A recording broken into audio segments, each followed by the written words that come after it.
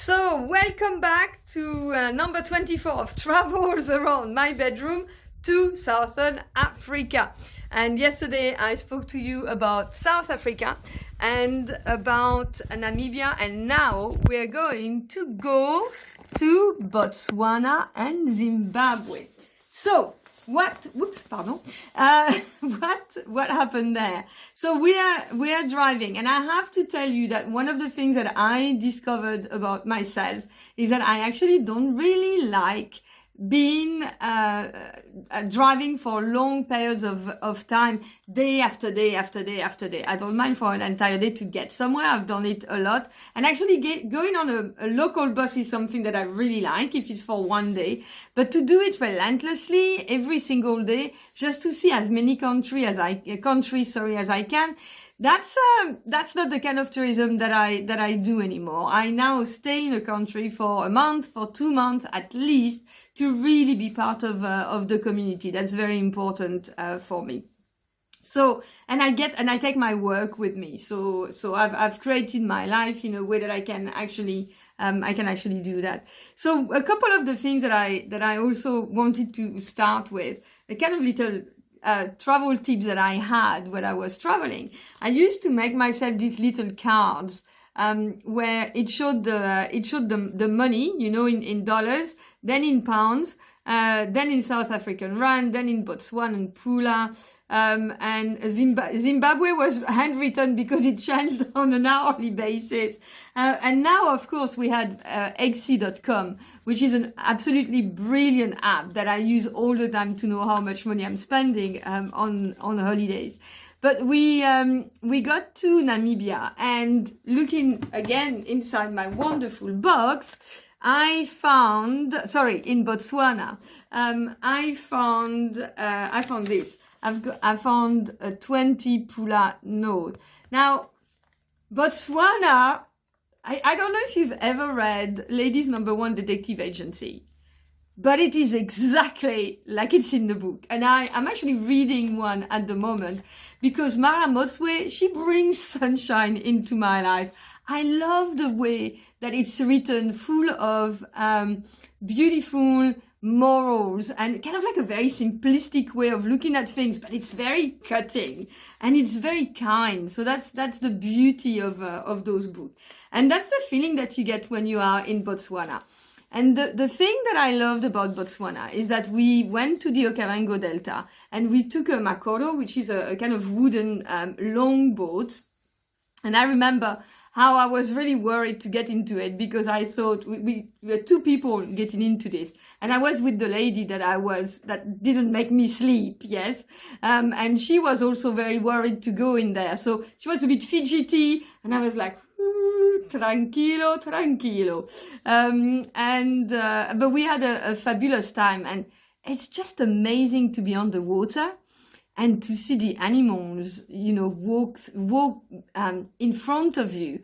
You're visually 10 or well, maybe a little bit more than 10 meters. But no, we saw some elephants in the national park that were, when we were on the boat, that were no further away than 15 meters from us. And it's mind-blowing when you are so close to animals and when you are in the open. So that's the one thing I also realized, that I really don't like going on a safari in a closed, in a closed car, which is what we had at the time.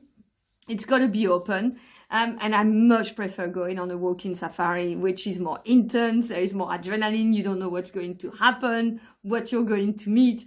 But you need to be with a really qualified ranger because it can be also very, very dangerous. So it was an amazing experience. And I even have the flight ticket.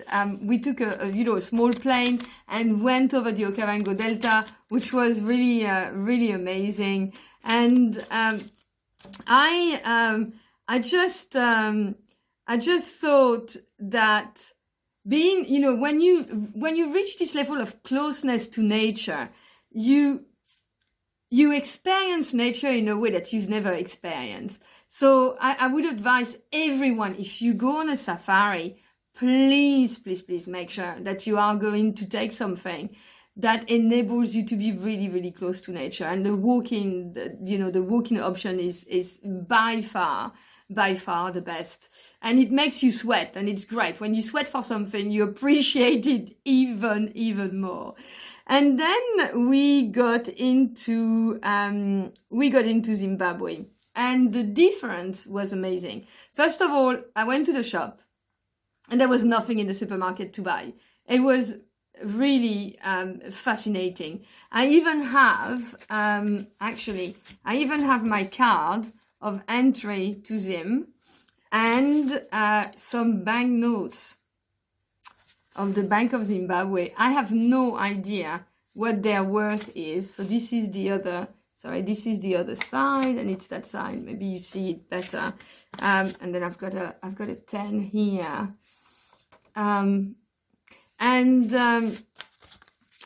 It was really shocking to see the difference between coming from Namibia or Botswana, which were very opulent, and entering Zimbabwe. And of course, I went to see the falls, and it was very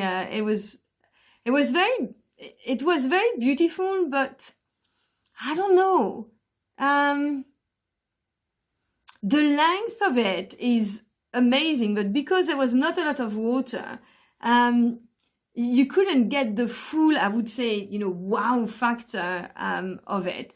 I much prefer being on a boat, experiencing the silence around me on the Okavango Delta. I thought that was much more breathtaking.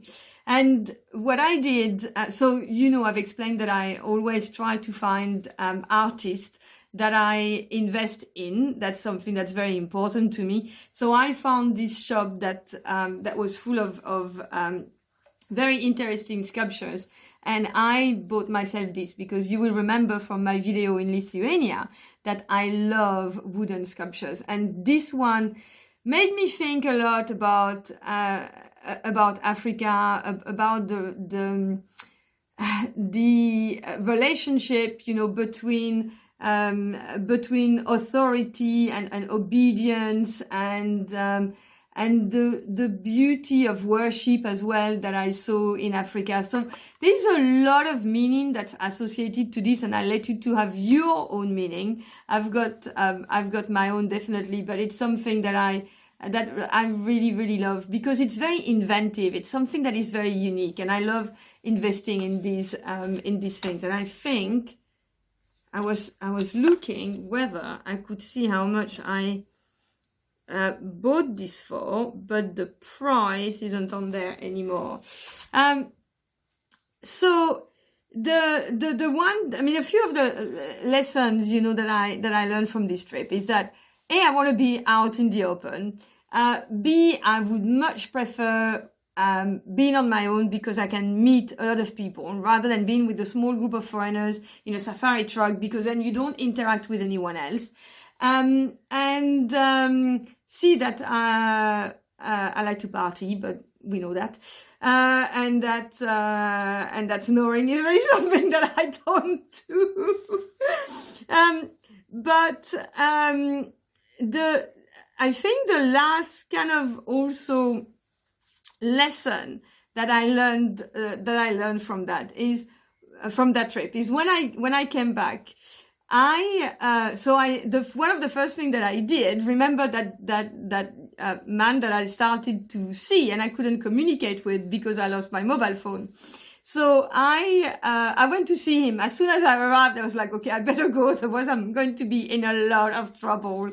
And I thought I already was. And he was really upset. And of course he was upset. And it really, when I was thinking about this story, what I reflected upon? I reflected upon the amount of insecurities that we have in relationships. Especially when we start seeing people. And, he had his insecurities. I had my own insecurities, and the relationship didn't last, but we're still very good friends, actually. But it was very interesting to see how we made assumptions about each other because we couldn't communicate with each other. And I think that right now, as we are in the middle of still, Corona. We don't even know if it's in the middle. It might just be right at the start.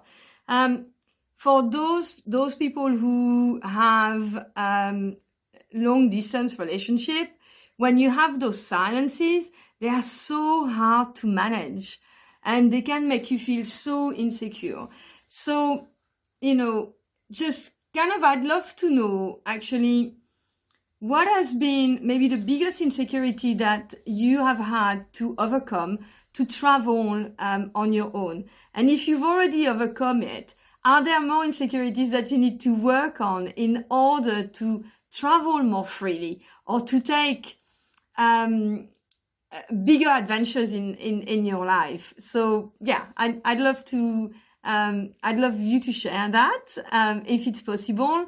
And what I'll do is I'll share mine when I see you next at the next video that I do. So thank you very much again for bearing with me, and I hope you've enjoyed that little trip with me. Thank you, and have a lovely day. Bye.